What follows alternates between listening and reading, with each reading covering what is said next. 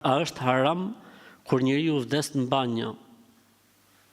Sepse kishim një rast në familje dhe i afërmi jon, familjarë jon ndroi jetë në banjë dhe njerëzit po thonë që është haram që ka vdekur në banjë. Po pse ky e ka në dorë vdekjen, ku më vdek? Është haram thot me vdek. Thuti që njeriu zgjedh vetë se ku do me vdek. Çfarë lidhje ka? A ti mund të thush po, a është shenjë e keqe?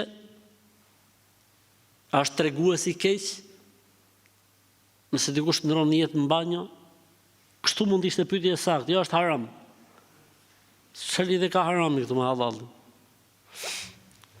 Jo, nuk do të thotë gjë inshallah taala, sepse vdekja nuk është në dorën e njeriu dhe mund të vi nga moment në moment, nga situata në situatë, sidomos në banjët e sotme që a quhen banjë apo s'quhen banjë, është diskutimi.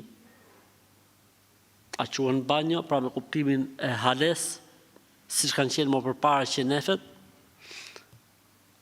Pjesë e mirë e dietarëve thonë, banjët e sotme nuk e marrin gjykimin e qenefit, pasi nuk mbetet gjë aty, duke qenë se uji pastron gjithçka.